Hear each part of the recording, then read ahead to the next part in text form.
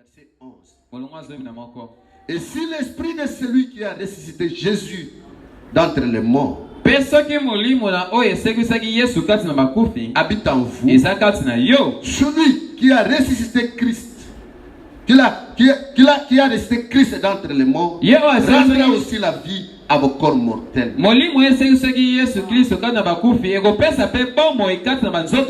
Par son esprit qui habite en vous.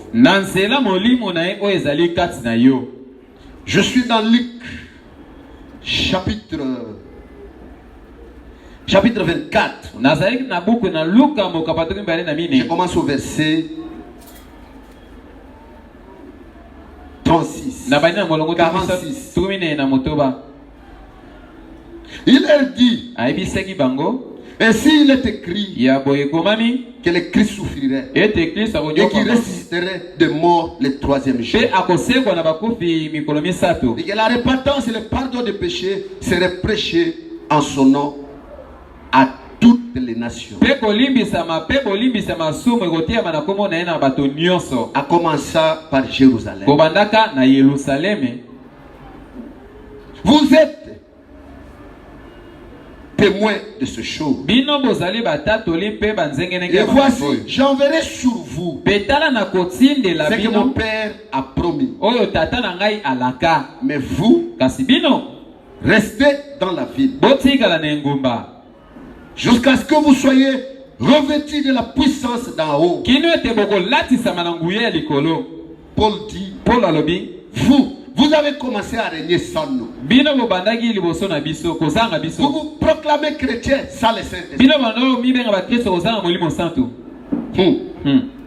Oh Dieu. Troisième écriture. Je suis dans Matthieu chapitre 21. Je vais commencer au verset 42. Jésus leur dit, n'avez-vous jamais lu dans les Écritures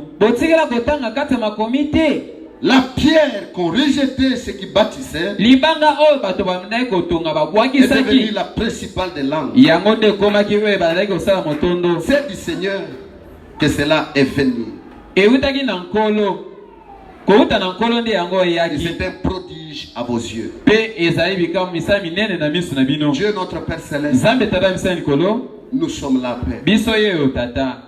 Venons de lire ta parole.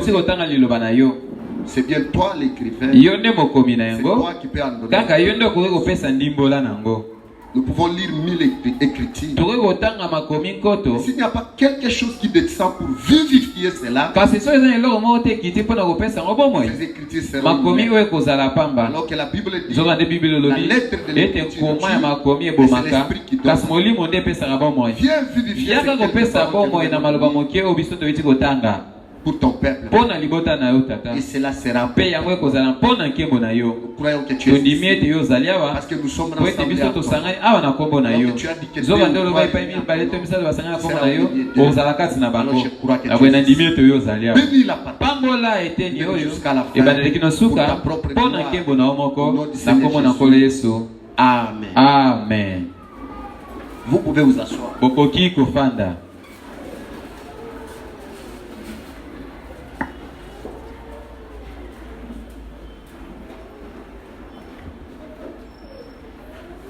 Je ne sais pas retourner en arrière. Oui, parce qu'on doit avancer. Pour ceux qui étaient ici depuis le mardi, nous avons continué avec notre sujet de la résurrection. C'est ce que nous continuons ce matin. Et pour aujourd'hui, je commence avec le roi David. C'est grand roi d'Israël. Un jour il s'est levé. Un souci est monté dans son cœur. Il dit moi David, j'habite et je dors dans une maison à cèdre. Mais l'arche de mon Dieu se trouve sous des tentes, sous des chaumes. Et ses soucis s'est levé dans son cœur. Non, je ne laisserai pas faire. Je dois faire quelque chose pour que le Dieu de Jacob puisse avoir une demeure. Quel souci non. Si on avait assez de David aujourd'hui, qui peut être chez lui à la maison et passer pour l'éternel. Passer pour le Dieu de Jacob. Parce que chaque fois que vous le faites, il se souviendra de toi. Quel qu'en soit le temps, quel qu'en soit les circonstances. Et ce grand souci est monté dans le cœur de ce plus grand roi d'Israël. Et il a appelé ces gens. Il leur a dit ce qu'il voulait faire. Et le prophète est venu. Le prophète Nathan. Il lui a dit, va de l'enfant. L'Éternel est avec toi. Parce qu'il connaissait les prédispositions du cœur de David. Il dit, allez-y. C'est une très bonne pensée. Mais avant qu'il ne quitte la il dit, arrête. Le Saint-Esprit était descendu. Il lui a dit, non. Ce n'est pas toi qui construiras une maison pour le Dieu de Jacob. Mais ton fils après. C'est ton fils qui construira une demeure pour l'éternel. Et David savait qu'il ne manquera pas un de ses successeurs qui habitera, qui sera sur son trône. Parce que l'Éternel ne ment pas. J'aime quand quelqu'un a une promesse.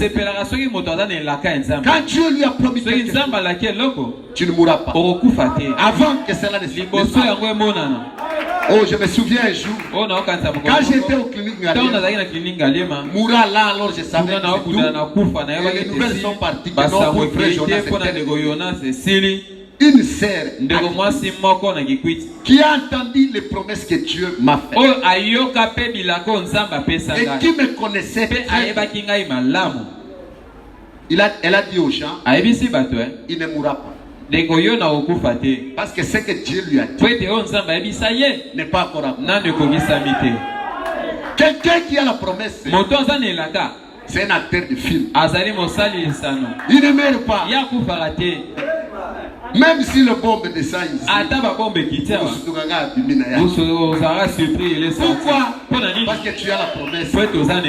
Parce que tu as quelque chose que Dieu doit accomplir. Acclamez le roi des rois. Oh, merci Seigneur Jésus.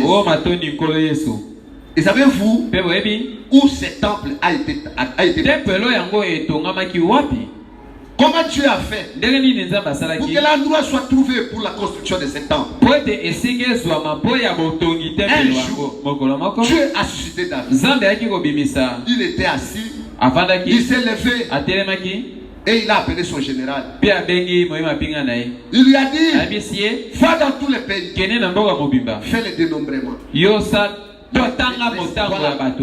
Allez-y, faites le développement. Alors que cela n'était pas la volonté de Dieu à ce moment.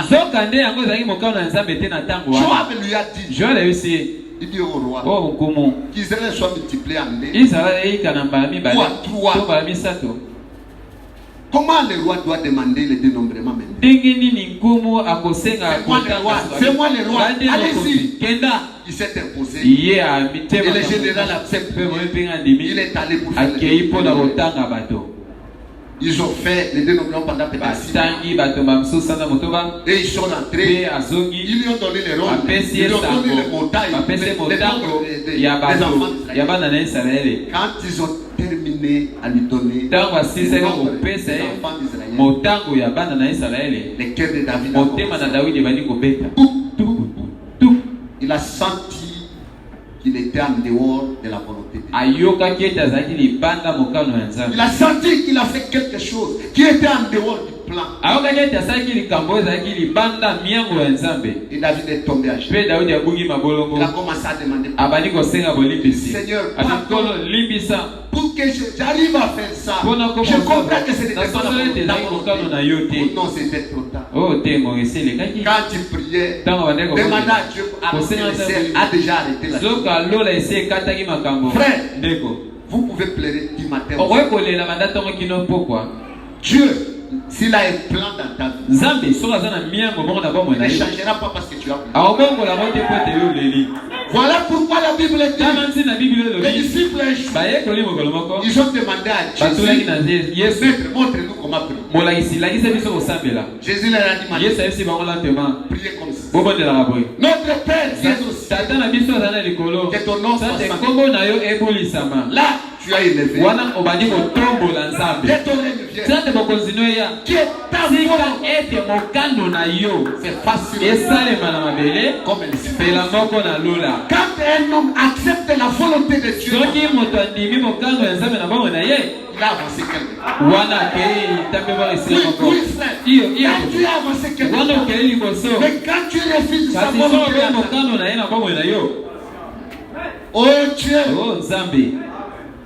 quelle que soit ma volonté, mais moi je fais ce que tu veux. Je fais ta volonté. Accepter ce qu'il veut de toi. Accepter sa volonté.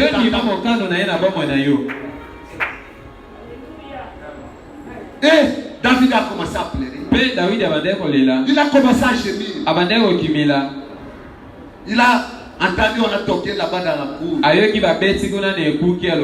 Et garde le prophète a fait défection. J'aime le prophète de la Bible. Que tu sois roi, que tu sois président, que tu sois qui que tu sois, ce qui lui importe, c'est l'incident. Aujourd'hui, les gens ont des profits. Ils ne savent pas dire aux autres la vérité. Oh, parce que c'est le pasteur. Oh, parce que c'est lui qui me dit. Oh, parce que c'est lui qui fait ça. Et tu dis la parole au lieu de dire la vérité. Non. Si tu fais des compromis, Dieu te jugera. Les prophètes de la Bible, quand tu venais de la brousse, peu importe à la personne que cela va s'adresser, on lui a envoyé sur le monarque. Le problème pour lui, c'est de savoir ce qu'il amène si c'est l'incident. S'il est sûr que c'est l'incident, qui que tu sois, il vient en face.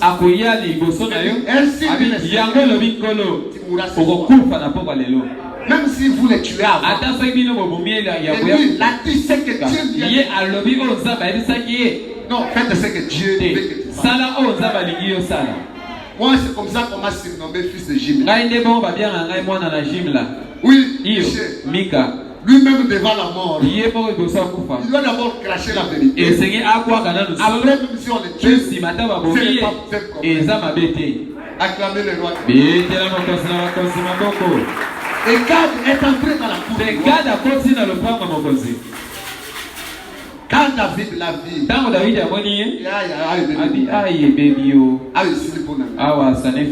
Gad était avancé. Il dit au roi,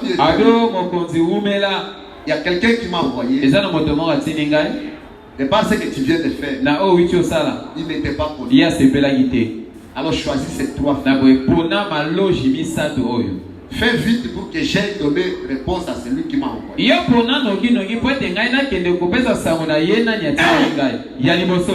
300 de familles.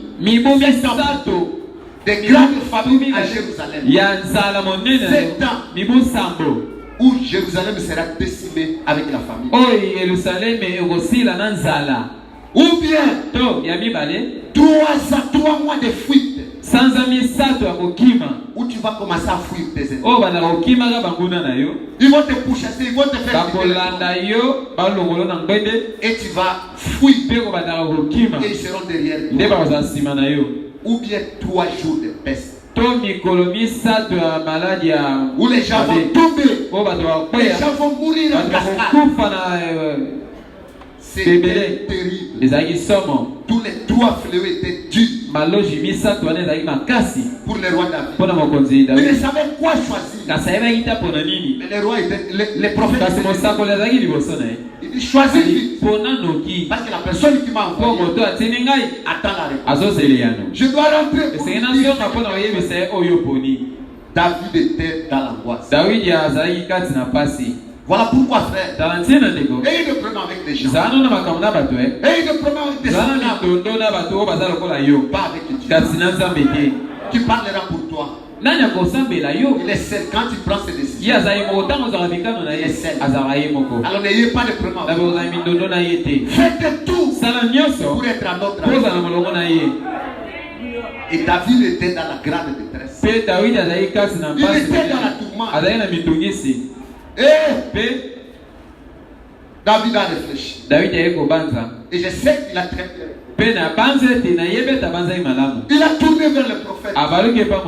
Il dit au prophète, souviens que je tombe entre ses propres mains au lieu de tomber entre les mains de mes ennemis. Parce que mes ennemis n'auront pas pitié de moi. Mais lui, c'est un Dieu miséricordieux. C'est un Dieu de compassion. Que je tombe entre ses mains. Frère, humiliez-vous entre les mains du Créateur. Il aura pitié de vous. Il aura pitié de vous. Ne tombez pas entre les mains des humains. Tombez au moins entre ses mains. Il aura compassion. C'est ce que David a choisi. Il a choisi la peste pendant 3 jours.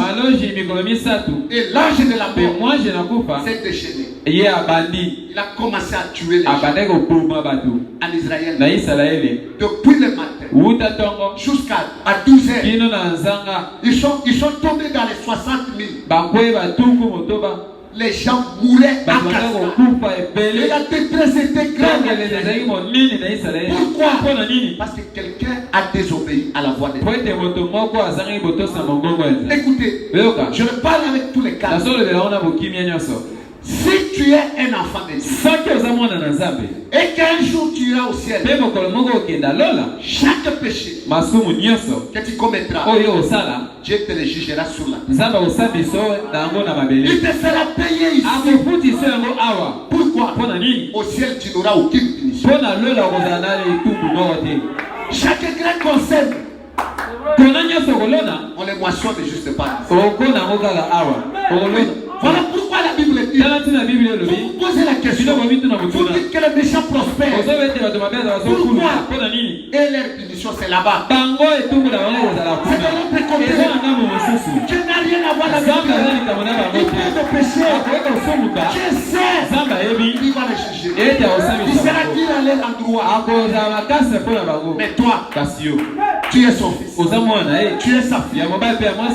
Tout ce que tu feras, tu le payeras. Si tu perds ta virginité, Dieu te le fera payer. Dieu te le fera payer. Il va te pardonner. Parce que tu es sa fille.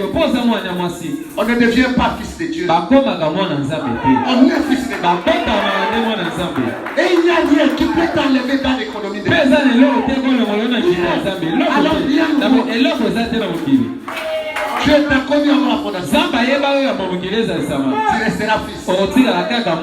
Mais si tu n'es pas donné à ces choses, tu ne seras pas adopté. Tu ne seras pas placé. Voilà pourquoi, restez où Dieu fait te voir. Faites ce que Dieu fait que tu fasses. Un jour il te prendra. Il t'élèvera. Il va t'adopter. Et tu vas commencer à signer. Mais si tu as connu avant la fondation, il n'a plus moyen de te perdre. Parce que tu es une partie de Dieu. Acclamez le roi.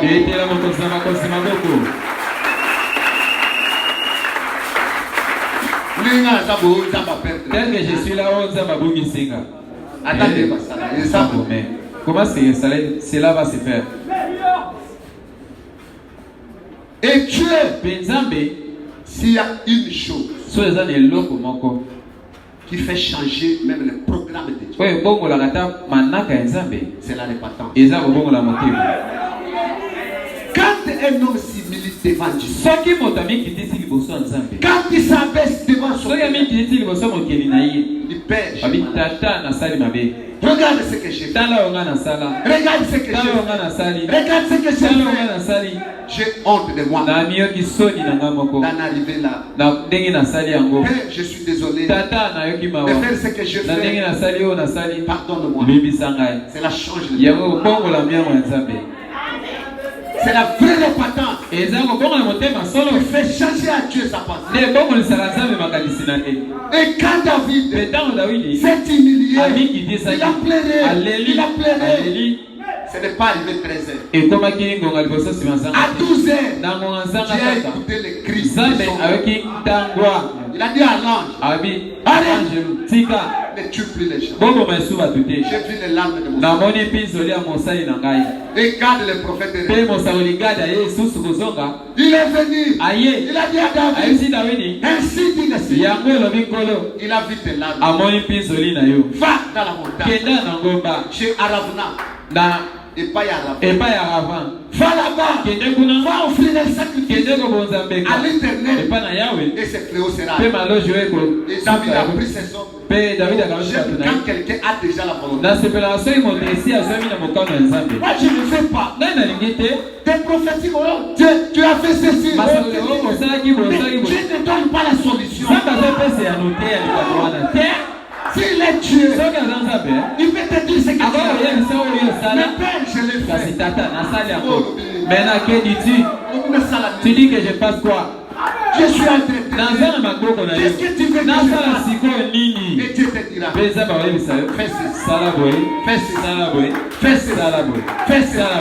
Et quand je sais que c'est Dieu qui m'a c'est terminé. Un homme qui marche avec la volonté, il marche avec un pandou. Oui, frère. Il sait là où il a mis. Acclamez le roi des rois. Merci Seigneur Jésus. Et David est monté dans la montagne. Quand il est arrivé chez cet homme, l'homme lui a dit, il est tombé à genoux. Il dit au roi, qu'est-ce que tu es venu faire? Tu es un prince de l'Éternel. Tu viens chercher quoi? Le roi lui dit, je suis venu faire le sacrifice. Il dit, ça y est, je te donne la place gratuitement. Je cherche les bois gratuitement et je te donne les faux. Il tremblait devant le roi. Le roi dit non. Je ne veux pas que tu me donnes gratuitement. Je ne peux pas faire un sacrifice à mon Dieu. Quelque chose de gratuit. Vous voulez donner à Dieu des résultats. Des choses qui ne t'écoutent pas. Parce que vous ne connaissez pas la Bible. Regardez Abraham. Il a voulu qu'on lui donne gratuitement. Regardez David. Il a voulu qu'on lui donne gratuitement. Dans toute l'histoire de la Bible, ils n'ont jamais voulu. Faire quelque chose à Dieu. Non. Il fait des choses qui payent. Avec du douleur. Et je voulais dire aussi, si vous voulez retirer grand chose de la réalité, avec difficulté. C'est cette réunion là. Tu auras quelque chose.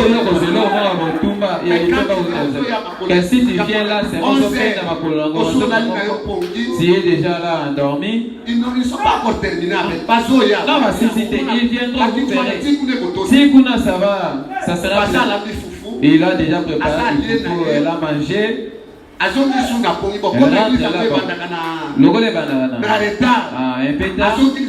rentre en sommeil. Non, frère. Tu viendras envoûter les gens. Tu viendras envoûter les gens avec des sommeils.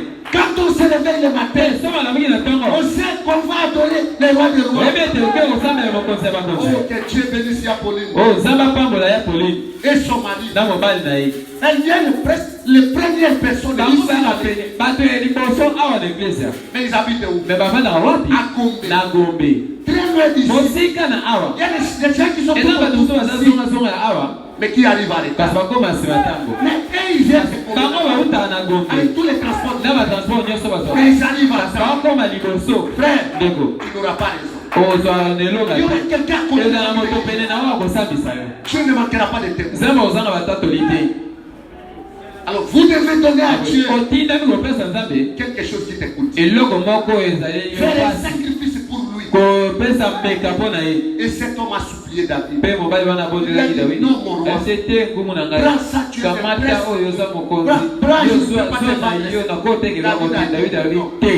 non, je ne peux pas. Il a insisté. David aussi. Jusqu'à cet homme était obligé de donner les prix. David a fait sortir l'argent. Il a acheté ses terrains. C'est là qu'il a fait un sacrifice. Et les fléaux étaient arrêtés.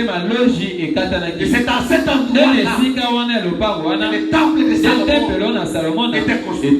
Bon, pensez-y. Qui n'a pas qui cela a pris d'argent. Et qu'on lui donne gratuitement après sa mort.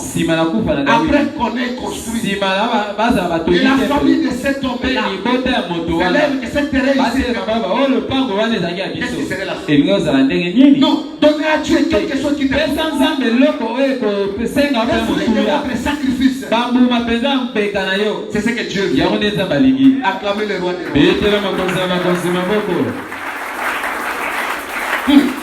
Oh Dieu, oh Seigneur Jésus, comme une famille qui m'ont dit que nous sommes décédés.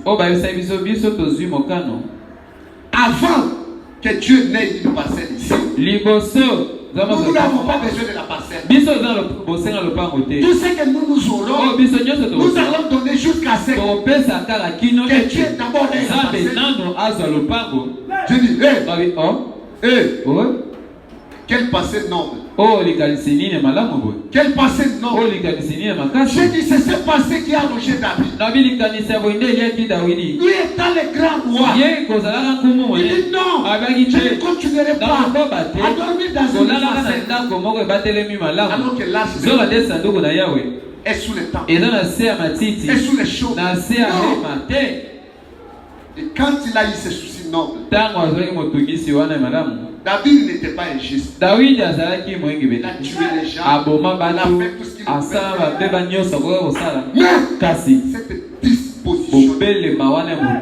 Cette disposition. Il y a des gens qui ne marchent pas avec des femmes. Il y a des gens qui ne font pas vraiment des histoires. Mais qui ont un mauvais cœur. Ce n'est pas ce que tu regardes. Frère, écoute-moi. Tu peux avoir couché la femme hier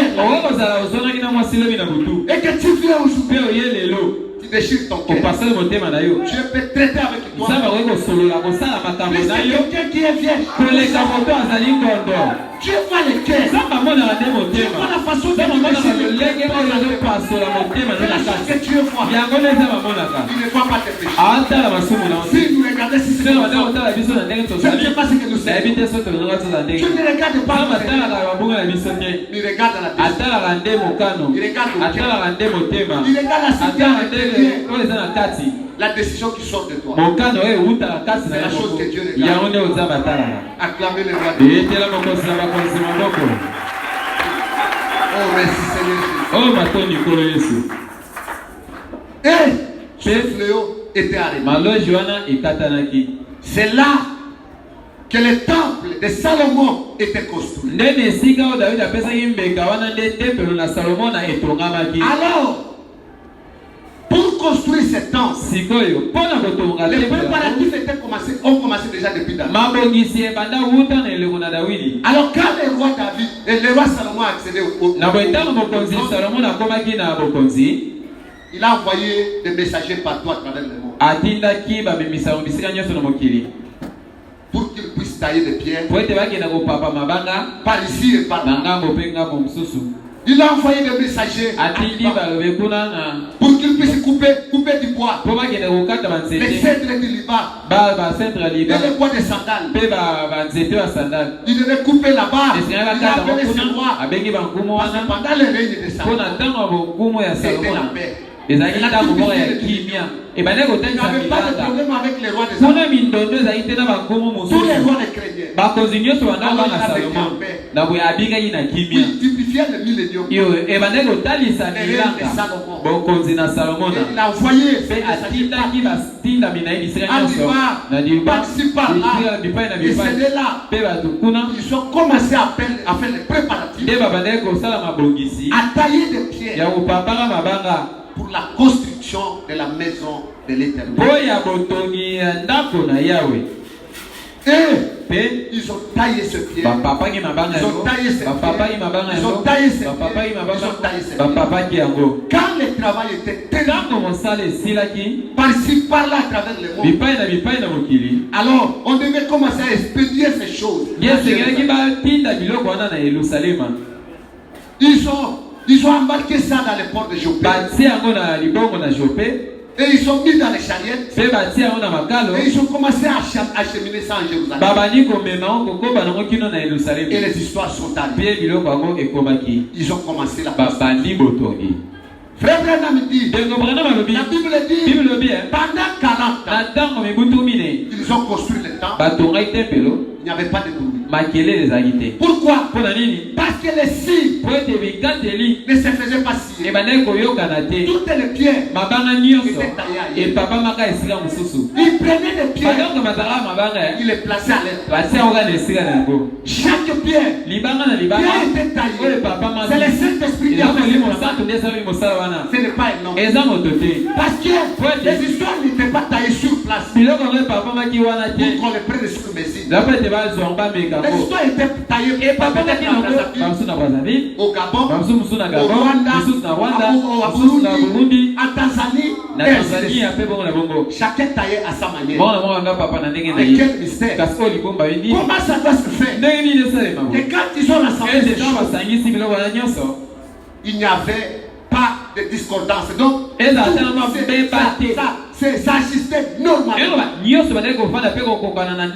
c'est le travail du Saint-Esprit. Et chaque pierre trouvait sa place. Et il plaçait chaque pierre à sa place. Chaque pierre à sa place. Écoutez-moi aujourd'hui. Dans l'église, si vous voyez quelqu'un en train de bousculer les gens, pour que lui puisse avoir la place, c'est lui qui n'a pas de place. Mettez ça dans votre tête. C'est cette personne qui bouscule les autres. Lui ne passe. Prenez mon ami Jonathan, il est assis. Il commence à bousculer. Ou le frère Jonathan. Bon, ça c'est pour qu'il cherche quoi? Qu'il puisse avoir toi. Il est confortablement assis. Mais lui tel qu'il est là, il n'a pas de place. Toutes les chaises là sont pleines. C'est lui qui viendra. Non, frère, je vais. Tu ne vois pas qu'ici c'est déjà plein. Non, tu vas déranger les gens.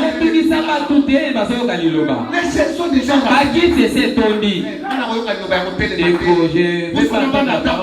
Que la personne est debout. La personne qui n'a pas de place. C'est qui bouscule les autres. Dans l'église du Dieu vivant, chacun a sa place. Tu sais exactement pourquoi il t'a envoyé. Tu joueras ton rôle. Les dons de Dieu pour que tous se ne bousculez pas quelqu'un. Tu vas souffrir pour rien. Tu ne prendras ma part. Moi je ne jouerai jamais. Chacun jouera le rôle que Dieu l'a fait. Et ça veut pour que tu joues ce rôle. Tel que chacun de vous est là, il a un don. Que Dieu lui a donné. Parce que Dieu ne peut pas envoyer quelqu'un pour que vous soyez oasis dans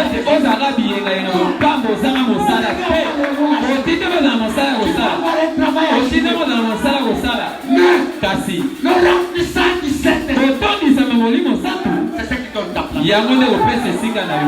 C'est ce qui bouge. Soyez remplis du Saint-Esprit. Soyez remplis du Saint-Esprit. Et tu auras ta place. Tu joueras ton rôle. Tu feras ce que tu es en train de faire. Ne débriez pas. Ne débriez pas. Cherchez d'abord le Saint-Esprit. Avec le Saint-Esprit, tu auras ta place. Quand tu commences à jouer,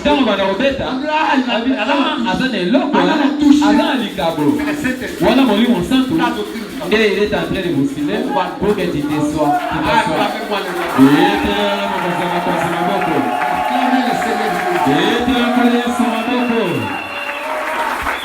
Oui, et ses pieds s'agitaient. Non.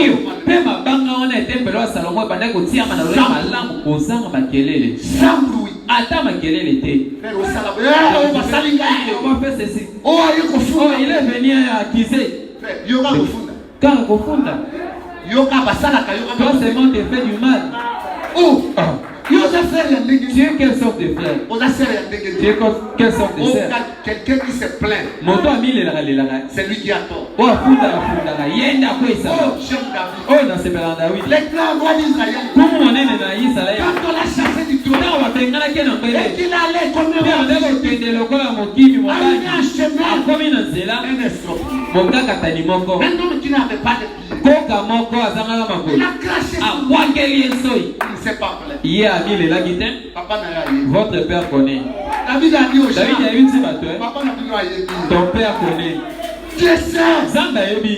pourquoi il crache sur lui. Oh Dieu de la vie. Oh, j'ai dit ça.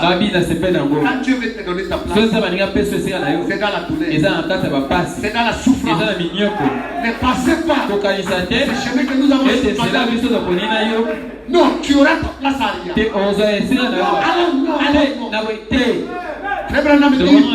David était en train de faire. D'un côté, les Philistins. De l'autre côté, sa propre nation. Son église. Jérusalem. Il y a un moment, le pasteur peut tourner comme c'est le Dieu du ciel qui le fait. Tu veux voir ton attitude. Tu veux voir comment tu vas aller. David a dit, c'est l'Éternel. Il a envoyé des crachets sur moi. Acclamez-moi les voix. J'aime les gens qui réagissent positivement. J'aime les gens qui voient les choses de la manière que soyez aimés. L'âge que nous vivons, ce n'est pas l'âge de Dieu. Ce n'est pas l'âge du lion. Ce n'est pas l'âge de l'homme. Nous devons monter. Et voir les choses de Dieu. Acclamez-le.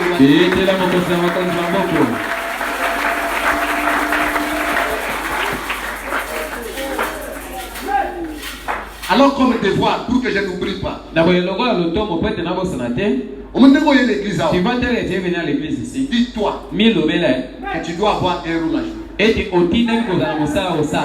Si tu ne connais pas ce que tu fais, va poser la question à ton créateur.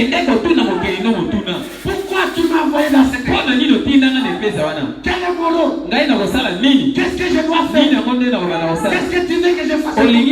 Il te dira. Mais avant ça, remplissage du Saint-Esprit. C'est ce qui fait éveiller ce qui t'a dit. Oui, le bonhomme a fait. Même papa n'a su qu'après venir à ça. Attends le papa qui est avec les cheveux gris. Saint-Esprit.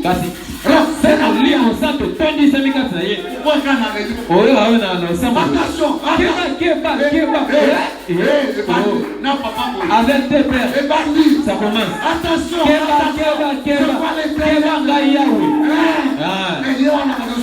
Il commence à trouver ta place. C'est pas se mettre sur les chaises. Mais faisant quelque chose. Faisant quelque chose. Chacun doit connaître. Avant que tu ne connaisses pas, soyez remplis. Soyez remplis du Saint-Esprit. C'est le Saint-Esprit qui révèle ce que vous êtes. Ce que vous vous avez été avant la acclamez le roi de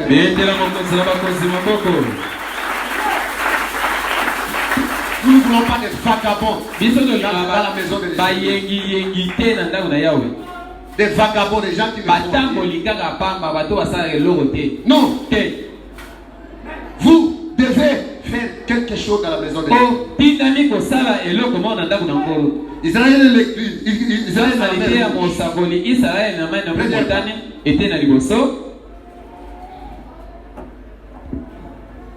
prêchez le 26 mars 1953.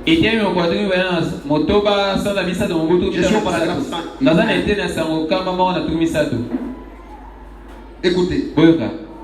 Lorsqu'on construisait les temples de Salomon, vous les maçons qui êtes ici, ma frère Jonathan, vous allez comprendre mieux. Vous pouvez très bien comprendre ceci. On descendait les cèdres du Liban. On les a fait flotter sur les radeaux jusqu'à Jopé. On les transportait sur des charrettes à bœufs et ainsi de suite. Vous savez, alors ils ont taillé toutes leurs pierres autour du monde. Par-ci, par-là. Ils viennent de l'Est, de l'Ouest. Ils viennent dans la table du roi. Oh, l'église à Batetel. Oh, l'église a des Batetel. Quel Batetel? Oh, Balouba. Oh, c'est pour des Balouba. Quel Balouba? Est-ce que l'église n'est église? Telle que cette église, tu peux donner ça à la forme. On peut savoir forme. Tu peux donner non, c'est pour des Batetel ou des Balouba. Donc, moi, vous me voyez, vous t'étez là. Ou bien je suis Moulouba. Donc là où vous êtes là trop. Là tu attends. Nous sommes dans l'église du Dieu vivant. Oui. Nous devons donner le couleur des chrétiens. Oui, ce n'est pas que les baptêmes viennent ici. Comme l'église là-bas. Oubliez ça. Oubliez ça. Nous allons au ciel.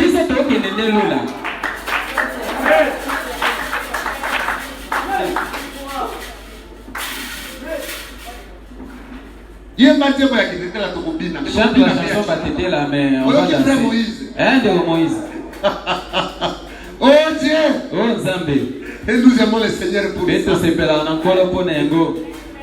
Dieu, c'est le Dieu de plusieurs couleurs. Zambé azali Zambé aboyike. Oui, de plusieurs nations. Il y a Bikole Belé. Il y a des têtes là, il y a des Baluba. Il y a Baluba. Monso. Oui. Iyo. Et toutes ces pierres, tout autour du monde. Lorsqu'ils furent assemblés, c'était une maçonnerie si parfaite. Pendant 40 ans, dans la construction de ce temple, il n'y eut pas un seul bourdonnement dessus. Il y a un bruit de marteau. Chaque pierre était taillée de manière une autre de cette manière. Et encore une autre était taillée vers l'arrière. Mais elles allèrent tous ensemble. On commença à les installer ensemble. Et leva l'édifice. On s'est tiré bien d'affaire. Tout se passait non. Quand tu mettais les pieds, tout se passait chaque pied s'agissait. Chaque pied. Et il trouvait une pierre qui avait une apparence bizarre. Il ne voulait pas de cette chose-là. Oh Dieu. Et il dit, cela n'a pas de place ici. Et il la renvoyait au loin. Il la lançait par les mauvaises. Et nous découvrons. Ils ont continuer et continuer de construire. Oui, nous découvrons que la pierre, même qu'ils avaient rejeté, était la principale de l'âme. Jésus l'a dit. Et aujourd'hui, méthodistes, baptistes, luthériens, pentecôtistes, branamistes, les gens de l'assemblée de limité. Écoutez-moi. Et l'église, ce n'est pas les bâtiments. Ce sont les édifices. Et c'est chacun en particulier. Écoutez-moi avec une autre personne. Écoutez ça. C'est toi l'église. Pas avec ton mari. Pas avec ta femme. Mais toi-même. C'est toi l'église. Oh Dieu. Oh Zambé. Des pentecôtistes partout dans le monde. Si vous ne faites pas attention, mes amis, la vraie pierre angulaire, vous la rejetez.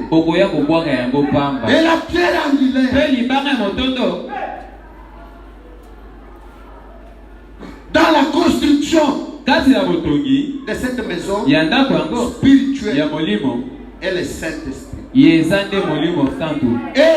vous avez peur. Il y a des gens qui ont peur de rester calmes et de se poser de vraies questions.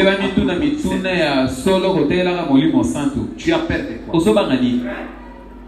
La chose même que tu as peur, c'est cette chose qui fera de toi ce que tu dois devenir. Les gens ont rejeté cette pierre, mais ils se sont rendus compte que c'est elle qui est la principale de l'âme. Oui, frère, nous sommes avec vous ici. Pour ceux qui ont écrit le message, il y a plus de 20 ans. Vous savez ce que j'ai dit? On disait que ceux qui ont des dons, on nous appelait des saints qui roulent par terre. On nous a donné n'importe quel. Mais, curieusement, il y a notre frère et pasteur de l'église de la seconde venue. Quel est le nom? Qui nous crachait en face à cause du Saint-Esprit. Ils ont avancé avec la parole. 2 ans, 3 ans, 5 ans, c'est la parole, frère. La chambre du roi, il t'a dit que nous ne croyons pas la chambre du roi. Frère, qui t'a dit que nous ne croyons pas ça? Et ils sont avancés comme ça. Au courant de cette même année, l'année passée, le pasteur a dit, nous sommes allés sans lui. Nous devons chercher le baptême. Dieu a dit, ça y est. Ça y est. Et il a organisé un veillé dans son église. Il a préparé l'église. Et ils ont imposé les mains. J'ai dit ce n'est pas suffisant. Allez chercher la personne qui commence à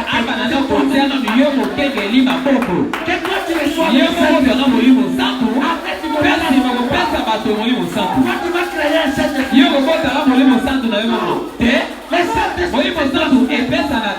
la personne qui c'est cette personne. La pierre, quand les jetés les baptisés, est devenue la principale. Le baptême du Seigneur. La puissance de la vie. La puissance qui nous fera monter au ciel. Et ils étaient bloqués. Ils étaient bloqués. Ils ne savaient pas comment ils font. Ils se sont trouvés que dans un endroit, ils ont pris une pierre, ça n'a pas marché. Ils ont pris une autre, ils ont essayé, ça n'a pas marché. Ils ont dit, mais cette pierre ici, selon les plans, était taillée. Et devait trouver ça.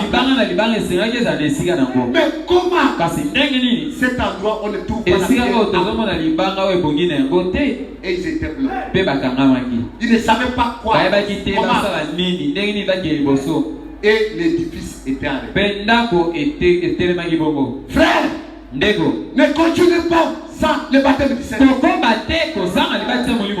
N'avancez pas. Tu ne feras rien. Ma sœur, écoutez. Tu ne feras rien. Sans lui. Retournez à la Pentecôte.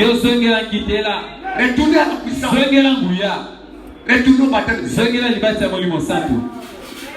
Retournez au commencement. Retournez là-bas.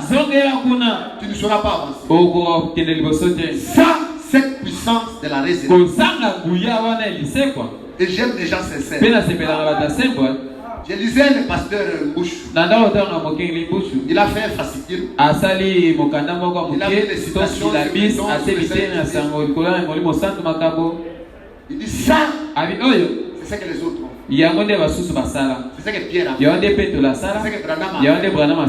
Je ne terminerai pas ce livre. Si je ne mets pas mon expérience. Ça serait incomplet. Et il a commencé à relater son histoire. Il a cherché le baptême du Saint-Esprit pendant plus de 12 ans. Frère, écoutez. Si le Saint-Esprit est important pour toi, tu le chercheras à tout. Ce n'est pas parce que tu l'as cherché et que tu ne l'as pas eu, alors tu normalises la chose. C'est la vie. Non, ça ce sont des illusions. Je vous dis, je m'en moque au nom du Seigneur. Ce sont des illusions. C'est une question qui se résout d'une façon claire et nette. Pas d'ambiguïté dans la tête. Tu dois trancher cette question ici avant de les rapporter. Il a cherché le baptême du Saint-Esprit pendant 12 ans. Et savez-vous ce qu'il a dit? Il était déjà pasteur comme moi. J'aime ça. Le pasteur s'est décidé. Il a communiqué à ses croyants. Et je vais fermer l'église.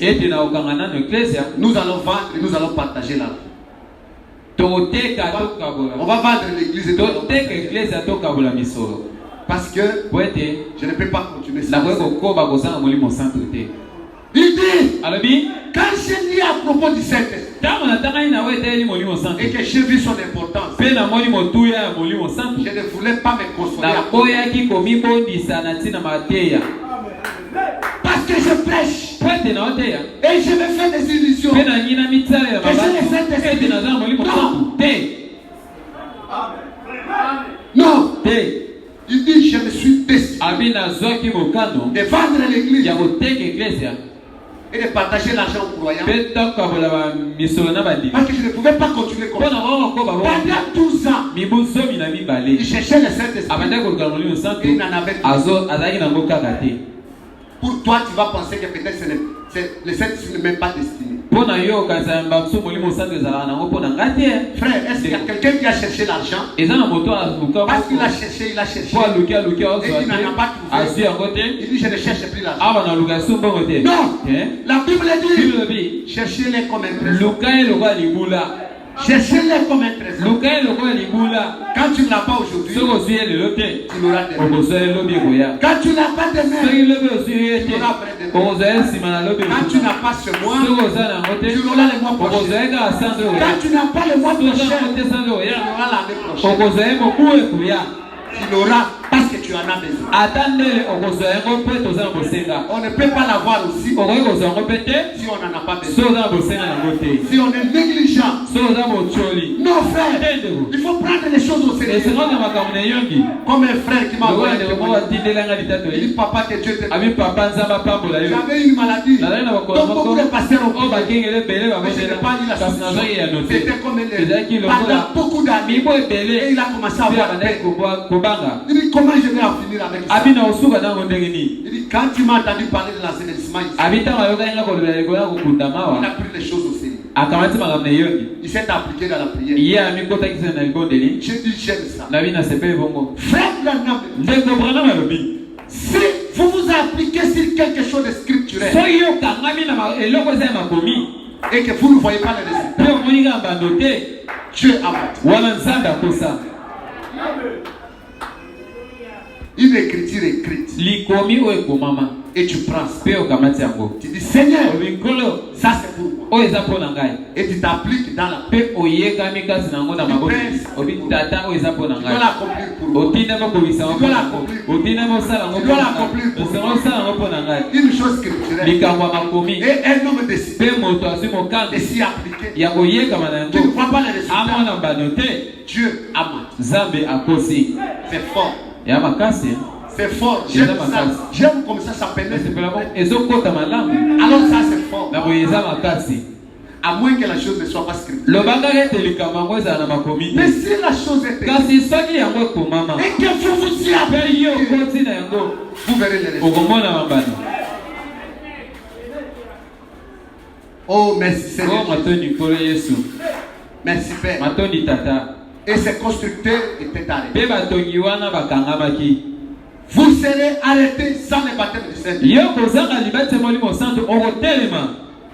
Sans le baptême du Saint-Esprit, vous serez arrêtés. Oui, frère. Vous serez arrêtés. Vous ne saurez pas continuer. Vous allez nous quitter ici. C'est le Saint-Esprit qui te détiendra ici. Ça c'est là. Tu quitteras cette église. Et ils étaient embarrassés. Ils ne savaient quoi faire. Jusqu'à ce que je ne sais pas si c'est un enfant ou qui, il s'est rappelé. Il dit, écoute, quand on rassemblait les pierres, il y avait une pierre bizarre que nous avons jetée parmi les pierres. On a vu qu'il n'était pas important. On voulait citation sur citation. Cherchons alors cette pierre. Ils ont commencé à Vous savez comment on cherche la pierre? Par la répétance. Fouillez dans votre cœur. Regardez ce que tu n'as pas encore dit. Commencez à réfléchir. Seigneur, qu'est-ce que je n'ai pas encore compris? Tu commences à poser à Dieu des questions. Le Saint-Esprit n'est pas nous. C'est la preuve que tu as déjà dégagé. Que tu as fait sortir toute chose. Si un cœur est dégagé, ce qui reste, c'est le Saint-Esprit. Prenez un verre qui a de l'eau dedans. Et l'eau est pleine. Même si tu mets 10 seaux d'eau, ça n'entrera pas. Il faut d'abord te verser ça. Quand c'est vide, c'est ta seconde que tu vas ajouter. Mais toi tu es déjà plein. Tu es déjà plein. Frère, soyez déversés par la puissance de la résurrection. Soyez déversés par le Saint-Esprit. Et tu sois vide. Et Dieu te remplira. Acclamez le roi des rois.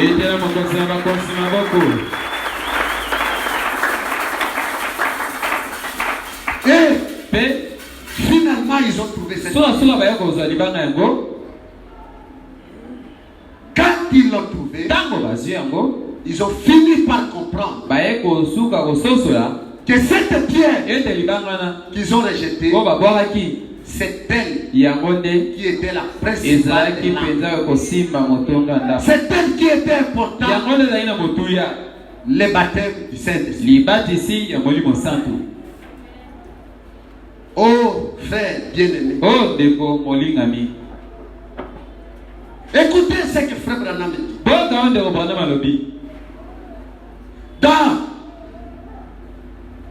Pourquoi le Saint-Esprit a-t-il été donné? Prêché le 17 décembre 1959.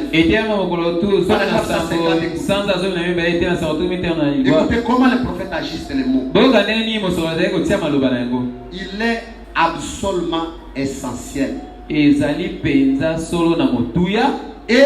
nécessaire et indispensable et obligatoire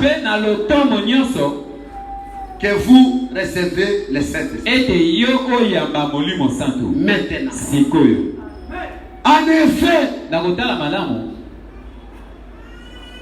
si vous ne le recevez pas, vous ne pouvez pas venir à la résurrection.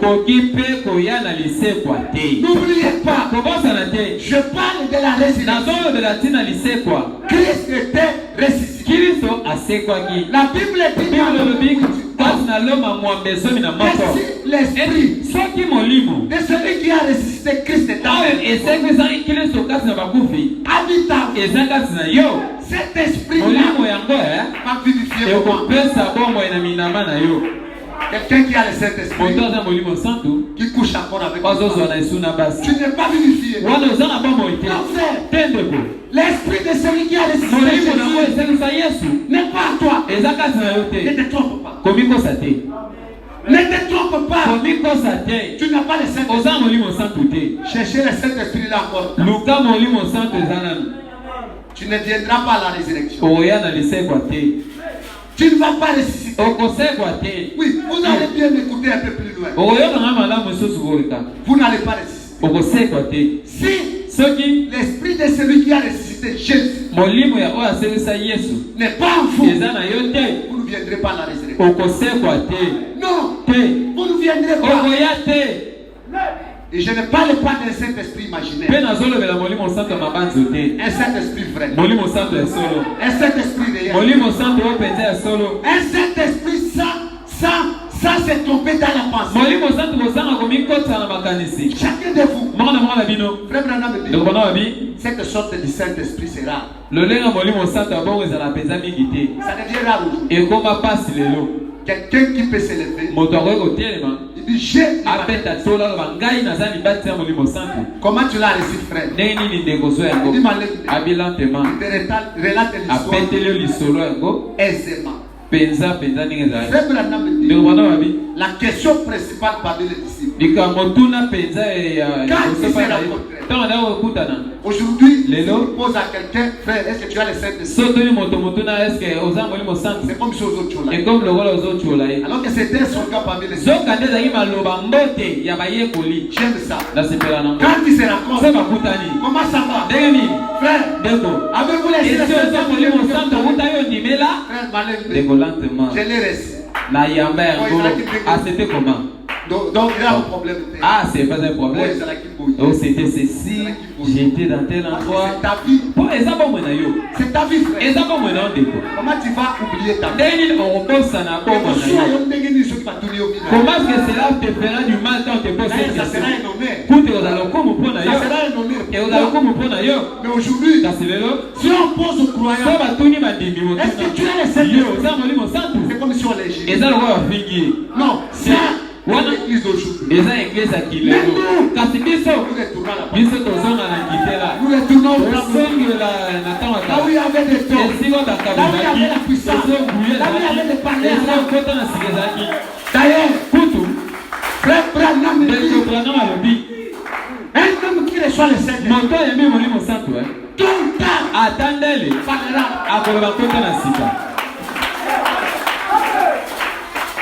Nous ne sommes pas des pentecôtistes. Nous avons l'expérience de la Pentecôte. Si le Saint-Esprit que toi tu as laissé, et tu feras de celui qui sont je ne connais pas ça. Je ne vais pas répondre à ta place. Le Saint-Esprit que je vous prêche, c'est le Saint-Esprit. Moi, votre pasteur, quand tu m'as baptisé dans le Dieu parle là-bas. J'ai pris. Je ne sais plus prier par les mots. Oui. J'ai ça, une autre langue commence à sortir dans mon quelqu'un qui reste dans l'hôtel, constamment dans l'hôtel, il va perdre sa langue. Vous êtes si ordinaire. Vous êtes si apaisé. Avec cette façon-là, tu n'iras pas au ciel. Tu dois sortir de toi. Oh, j'aime ça. Dieu parfois provoquera des situations que tu vas les chercher. Parfois quand tout va bien, quand tu es encore au marché, tu vas lire la Bible. Tu vas chercher Dieu quand tu es occupé de ton travail. Mais les frères venaient du bureau. Il m'a dit, pasteur, Dieu m'a donné l'occasion de lire la Bible. Je comprends ce que tu nous as toujours dit. Ça, c'est quand Dieu l'avait balayé tout ce qu'il avait. Les frères se retrouvent en brousse. Il ne sait pas quoi faire. Il dit, pasteur, n'a comme dans Lévitique. La bandine à Genèse, c'est comme dans Lévitique. Oh Dieu! Oh Zambé! Oh Seigneur Jésus! Frère, si tu es dans son économie, il aura un moyen pour te contraindre. Il aura un moyen. Comment on n'a pas cité? Il aura un moyen. Il arrivera là où à gauche il n'y a pas eu.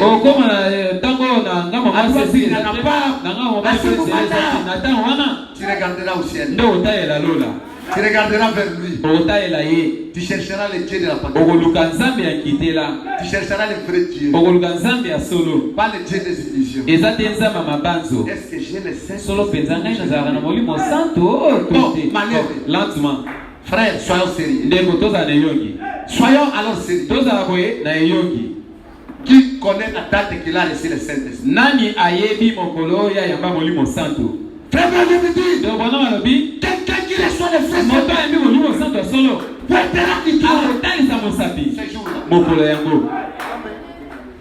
il saura que c'était tel jour, à telle heure. Moi je l'ai reçu aux environs de 8 heures. Alors que j'ai tout arrêté. L'argent n'était plus important. J'étais déjà commerçant. J'ai posé les questions. J'ai dit combien de commerce continuera. J'ai arrêté, les gens m'ont traité parce qu'ils ne savaient plus me comprendre. J'ai cherché le Saint-Esprit. Ne faisant rien. En train de veiller. Pendant plus de mois. Et j'ai cherché. J'ai dit, Père, tu dois me donner les Saint-Esprit. Bon, pensez-y. Tu les cherches aujourd'hui, demain. Comment tu comprendras son importance? Comment tu comprendras qu'il est tout pour toi? Tu les cherches. C'est la chose la plus importante que je connais. La puissance qui va te résister dans le monde. Tu dois les chercher comme un trésor. Tu dois les chercher comme un objet de grand prix.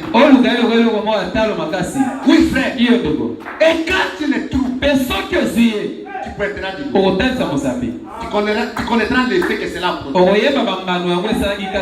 Tu sauras qu'à tel jour, à telle heure, quelque chose est arrivé.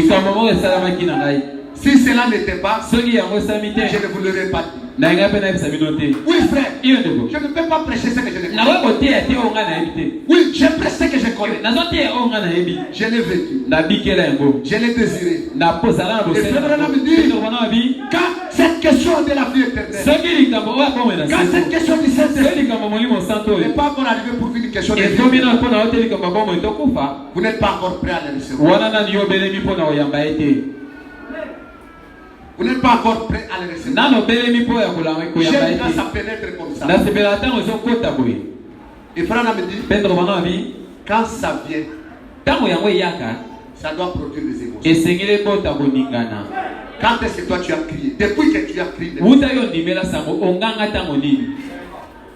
Quand est-ce que le Saint-Esprit t'a fait crier? Ou que tu as dansé dans les eaux, ou que tu as sauté à nos ou que tu as senti la puissance de Dieu. Tu es si ordinaire. C'est que l'esprit de celui qui a ressuscité Christ d'entre le monde n'est pas. Pour qu'il puisse te vivifier, tu vas sentir ça. Je suis en train d'avancer. Je vais arriver à vous parler parce que nous avons des différents corps.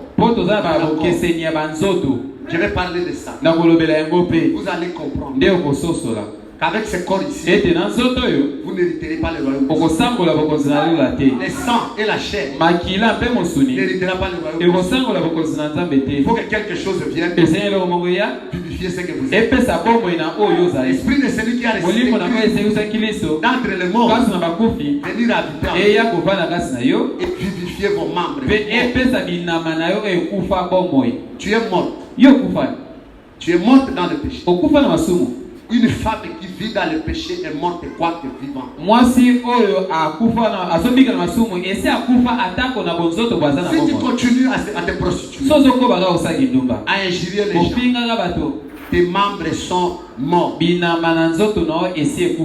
Quoi que tu vis, tu es mort. Selon la Bible. Alors, tu ne viendras pas à la résurrection. Il faut l'esprit de celui qui a ressuscité Christ d'entre les morts. Pour vivifier vos membres morts. Et les donner la vie. Acclamez le roi des rois.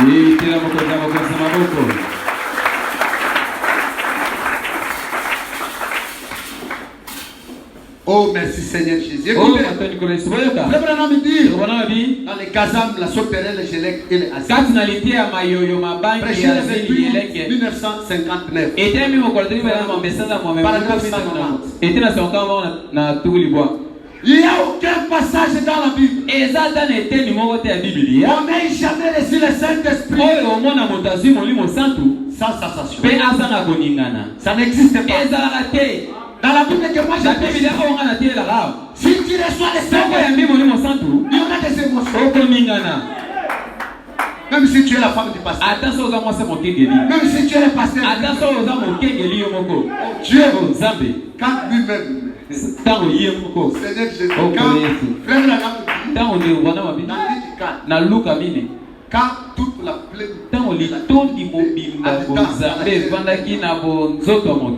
il était tellement rempli. Comme lui était Dieu. Si c'était nous, on devait commencer à courir les gens. Mais lui, il avait la maîtrise. Quand nous parlons de sortir de ça, l'esprit du Seigneur, parce qu'il m'a oué pour proclamer les bonnes nouvelles, pour envoyer libre les captifs, pour ouvrir les prisons, pour envoyer libre ce qui est. Après, il a fermé. Et il a regardé l'auditoire. Il a dit aujourd'hui, cette parole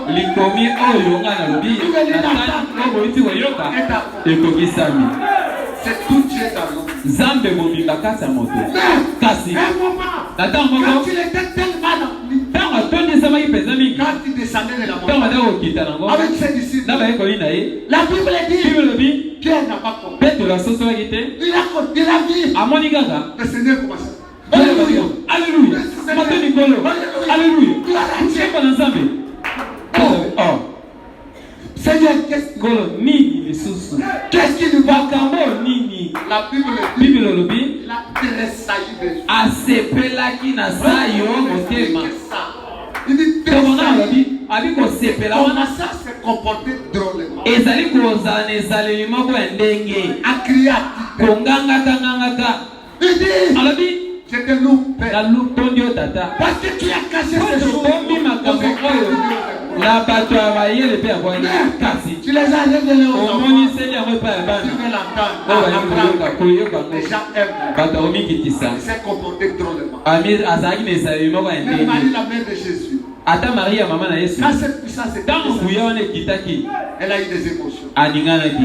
Mais toi, tu es comme un ami. Même mon ami, le frère Joseph, il a vu des choses ici. Il a commencé à crier. Oh Dieu!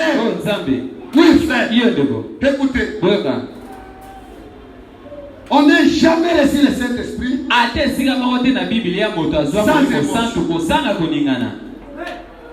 sans parler à l'âme. Dans toute la Bible, il n'y a pas un seul endroit où on a reçu le Saint-Esprit sans émotion, sans parler à l'âme. Il n'y en a pas. Sans cri, sans nourriture, sans prophétie, sans manifestation.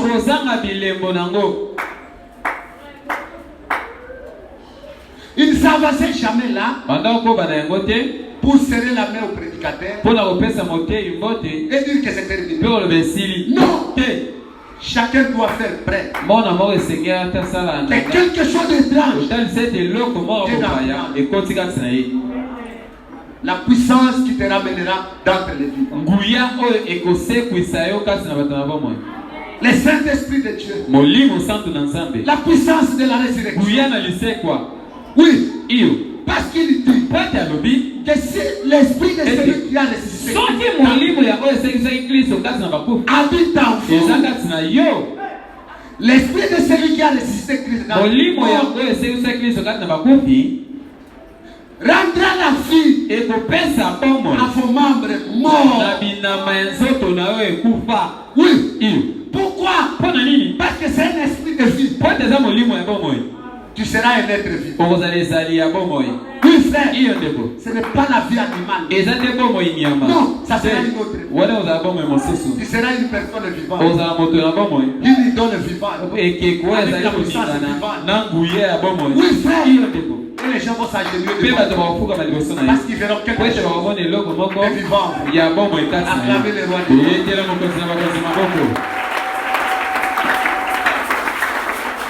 Oui, je suis en train de terminer. Mais je veux parler un peu de corps.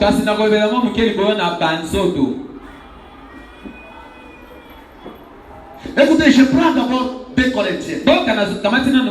Chapitre 5, premier verset jusqu'à 2.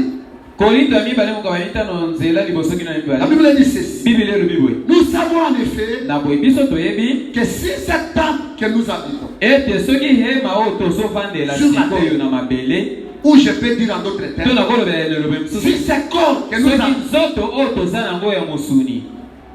si cette terre est détruite, nous avons dans le ciel un édifice qui est l'ouvrage de Dieu.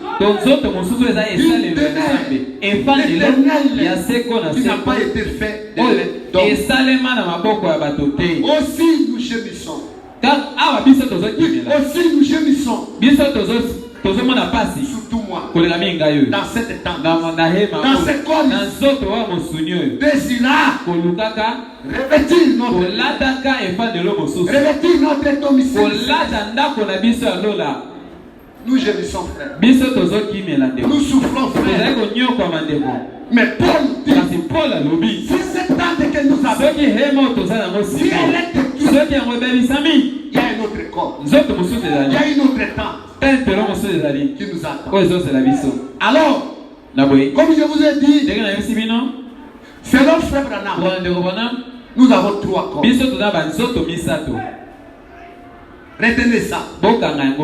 Le premier corps, c'est le corps de chair. C'est le corps que tu as. C'est le corps que j'ai. Ça, c'est le premier corps. Et ce corps-là, c'est un corps animal. Nous sommes comme des mammifères à sang chaud. Il n'y a pas de différence entre notre corps et le corps des animaux. Un homme animal peut ravir un bébé dans les mains de sa maman et coucher avec elle. Un homme animal. Ça, c'est le premier corps. Pour ceux qui savent bien parler français. Quand l'honorable Richard était mort, il n'y a personne qui a dit qu'on est allé enterrer l'honorable Richard. Pourquoi? Il est parti où? Il y a une séparation. On est allé enterrer les corps de l'honorable Richard. Alors vous allez bien comprendre. Ça, c'est un corps animal. Les corps constitués de 16 éléments. C'est ce qu'on appelle les corps de chair. Ça, c'est le premier corps. Alors, nous avons un deuxième corps. Le corps céleste. Qu'on appelle encore le corps théophanique. Le corps des anges. Ce corps-là, c'est le positif de ce corps ici. Oh, j'aime ça. J'aime ça. On était avec mon épouse dans le casier judiciaire. Et c'est face. On devait nous prendre des photos. Alors ce monsieur-là devait prendre ces clichés-là et introduire dans un appareil. Et cet appareil devait développer ces clichés pour faire sortir réellement notre image. Alors ces clichés iraient d'un côté et de l'autre. On appelle ça le développement. Oui, les clichés sont en train de se développer pour faire sortir votre frère. Oh, j'aime ça. Frère, il y a quelque chose qui va nous développer pour que nous soyons ce que Dieu sait. C'est la mort. C'est l'appareil que Dieu a choisi pour que nous quittions l'iniquité pour aller au positif. C'est la mort qui nous développe. C'est la mort qui est comme notre chambre là où on est corruptible. Et nous sommes de l'autre côté incorruptible. Ne craignez pas la mort. La mort c'est un avion. La mort c'est un engin qui t'aide à entrer dans c'est celui-ci, ce n'est pas toi. Non, celui-ci, ce n'est pas toi. Quand ça tombe, comme tu as connu l'accident, David sort. Nous irons atterrir les corps. Mais pas David. Acclamez le roi de Dieu.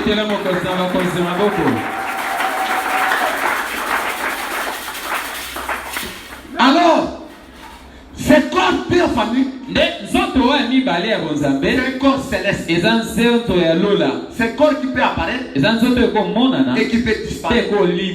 Ce corps peut entrer ici. Il n'a pas besoin d'obstacle. Il est sorti de l'autre. Parce qu'il n'est pas cher. Il n'est pas palpable. Mais c'est un corps. Frère Branham dit, dans qui est ce Messie? C'est un être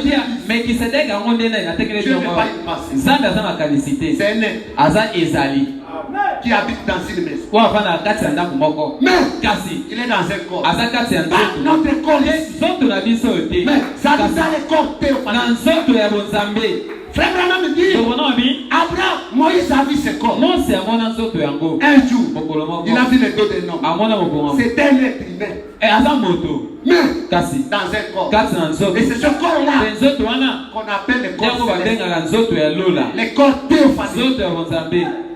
Et frère Branham dit, au commencement, avant le commencement, dans l'éternité, Dieu était un esprit, un halo de lumière, les logos. Alors Dieu devait commencer la création. Il ne pouvait pas commencer à créer dans le néant. Il devait créer un corps pour avoir. Le premier corps que Dieu a créé, c'est le corps parole. C'est la théophanie. Et Dieu a quitté le temple. Il est entré dans ce corps. Quand tu l'es entré dans ce corps et qu'il a commencé, c'est ça que le temps a commencé. Avant cela, c'était l'éternité. Le commencement a commencé. Quand Dieu créa, c'est juste à ce moment-là que le temps a commencé. Mais avant cela, il n'y avait pas de temps. Et où étais-tu? Tu étais une passée. C'est-à-dire tu ne viens pas du temps. Tu n'es pas un être du temps. Tu es un être de l'éternité. Tu étais une attribution à Dieu. Tu étais une attribution à son intérieur. Alors l'évolution de Dieu, c'est ton évolution. Mais il y a une petite différence. Quand lui, il est sorti de l'éternité pour venir ici, il est passé par sa théophanie et il arrive sur la terre. Il ne pouvait pas pécher parce qu'il a porté le corps Dieu, le corps esprit. Il n'a pas contourné ce corps-là. Mais nous avons contourné ce corps. Parce que si on passait par ce corps, on serait comme lui. Il ne vous en fait pas. Il y a une promesse.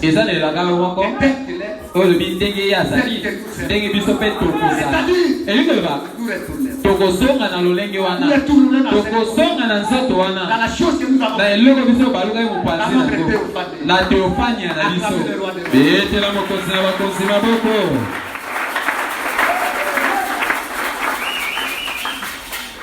Oui, c'est ça votre deuxième corps. Le corps esprit. Et il y a encore un troisième corps. Le corps glorifié.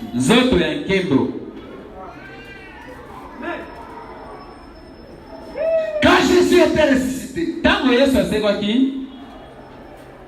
et que les femmes voulaient le toucher, il ne me touchait pas. Il était dans le corps esprit. Il ne pouvait pas manger. Mais quand il a ressuscité ses corps, et ses corps angéliques est entré dans le corps de chair, ça devenait un corps glorifié.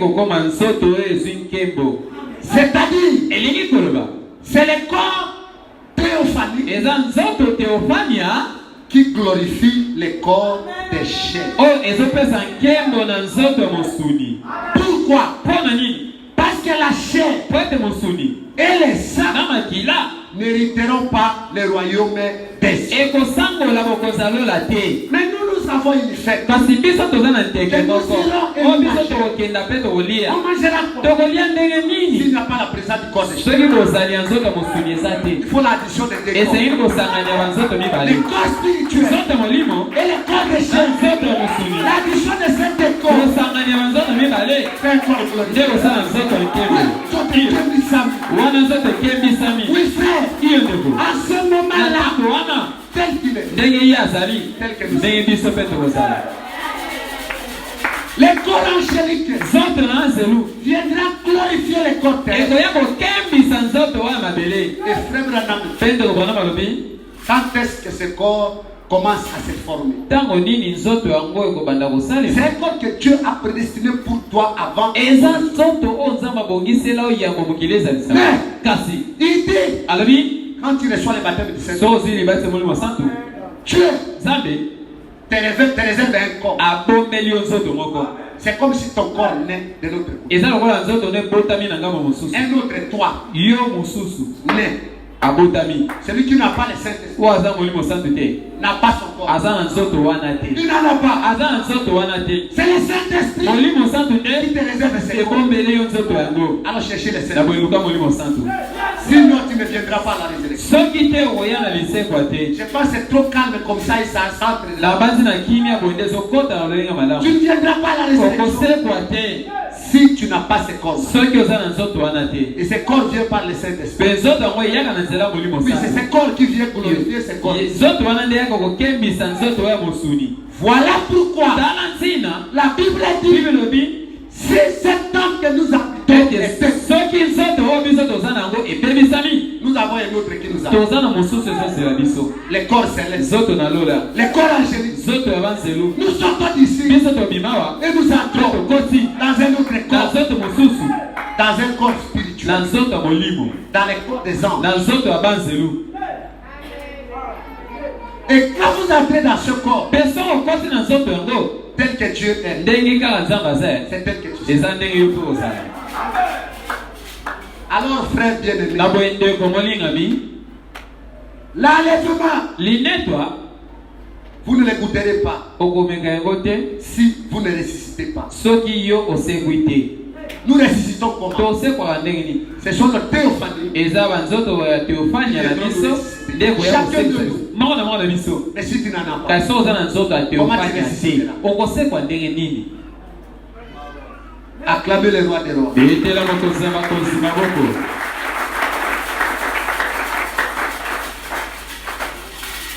Oh Dieu. Oh Zambi. Oh merci. Matondi. Oui, quand Dieu nous reçoit le Saint-Esprit, Dieu met en place un autre corps. C'est corps angélique. C'est corps théophanique. Et c'est corps tentant. Là, tu n'as plus besoin de grands soins pour ces corps. Il y a de ceux-là qui souffrent pour quelque chose qui ne coûte pas $1.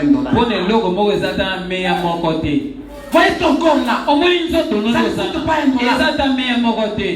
Les chimistes ont fait cette analyse.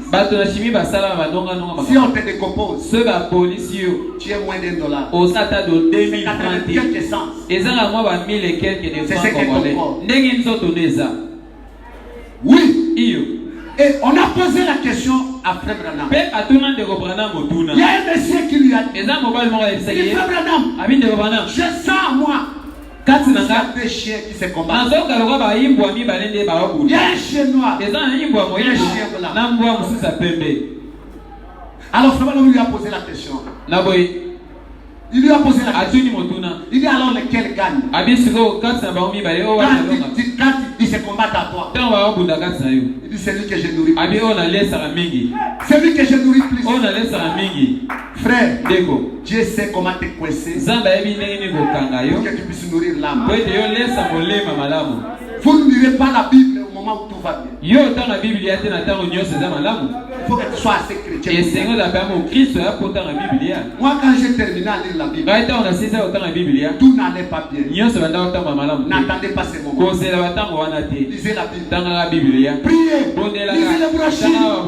Nourrissez votre intérieur. Les corps ici, c'est rien. Tu peux apprendre les soins.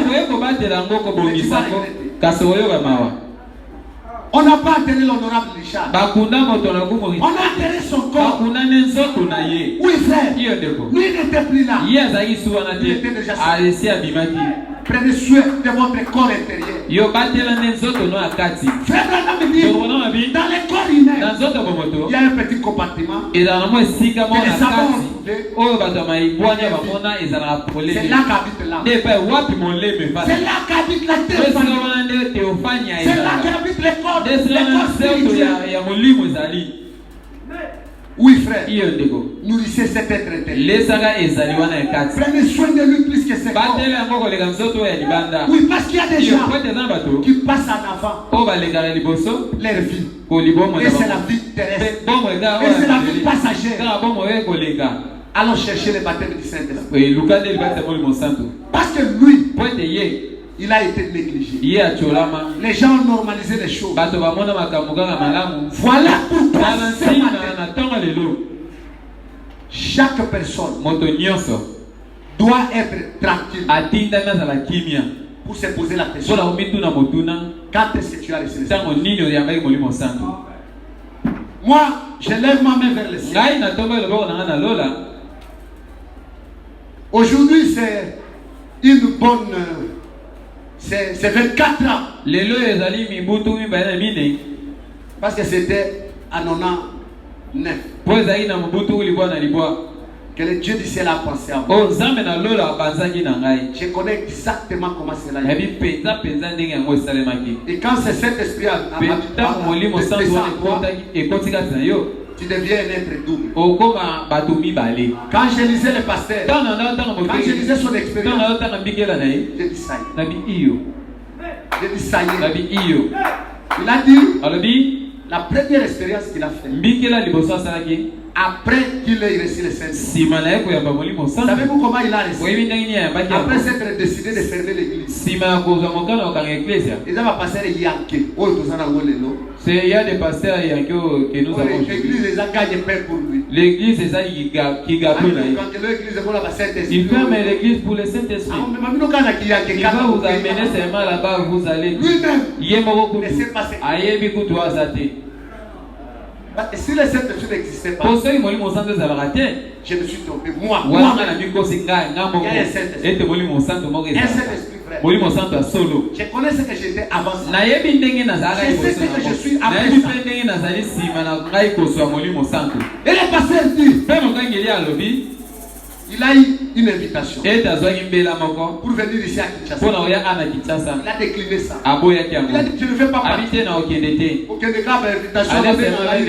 On m'appelle révérend. Alors que je n'ai pas le Saint-Esprit. C'est faire voir devant les gens. J'aime des cœurs aussi. Et il a refusé.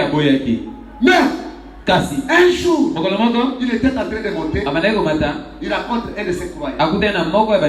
Les croyants lui posent la question. Pasteur, tu iras à Kinshasa? Il dit non. Cet homme lui a dit, pasteur, moi-même je vais payer pour toi. Pour que tu puisses aller. Comment expliquer?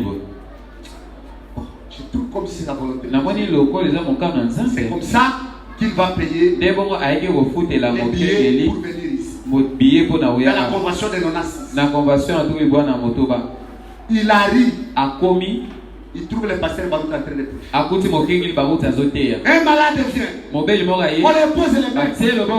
Il est guéri. Il dit ça, c'est la chose que je veux. Voilà ce que je cherche.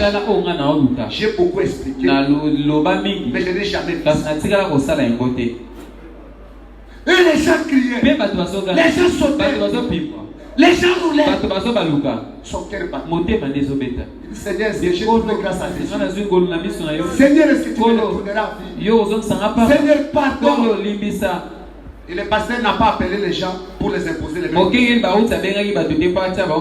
Le troisième jour, il a terminé. Quand il voulait descendre, le pasteur, mouchoir, il était monté du podium. Il dit, pasteur, je veux que tu pries pour moi. Le pasteur dit non. On va prier pour le Saint-Esprit. Il dit, Dieu m'a dit. Et tu pries pour moi. Quand il a engagé, le pasteur lui a imposé. Quand tu lui as imposé une puissance indescendue, il est tombé par terre. Il a commencé à prier. La chose était entrée en lui. Le trésor était entré en lui. Quand tu rentres dans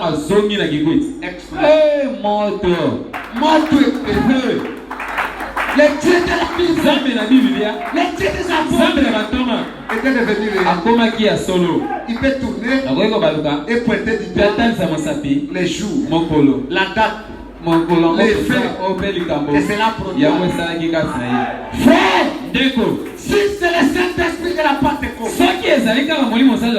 qui vient sur toi, ça fera la même chose. Si autre chose, ce n'est pas le Saint-Esprit. Cherchez le Saint-Esprit. Il est plus tard que vous le pensez. Que le Seigneur Dieu vous c'est un devoir la vie.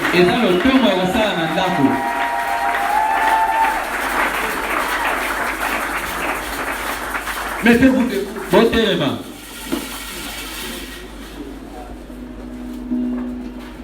Si le Saint-Esprit est aussi important, c'est que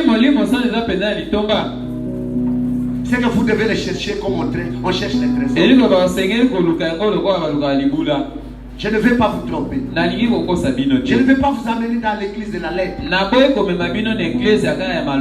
Je veux que chaque personne puisse résoudre cette question. Parce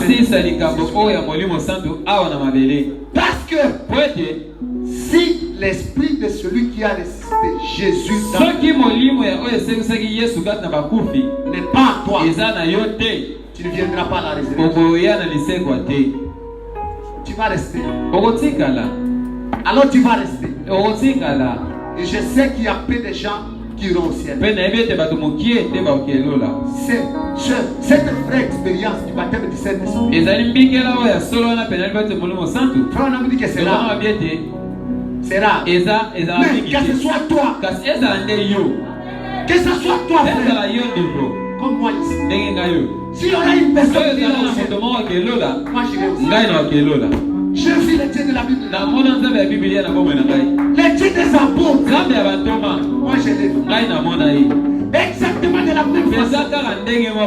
Et quand le Saint-Esprit descend sur toi, même un petit livre comme ça, tu écriras. Le livre des actes des apôtres, tu écriras. Tu seras surnaturel. Tu seras surnaturel. Tu ne comprendras pas que ce soit une femme, que ce soit un homme, tu seras mystérieux. Une puissance deviendra sur vous. Alors, ne faut pas bluffer, ne faut pas te tromper. Cherchez le vrai Seigneur. Il est à l'ordre du jour. Dans la table de Dieu aujourd'hui, les dossiers qu'il y a dessus, c'est le baptême du Saint-Esprit. Quand nous entendons une chanson,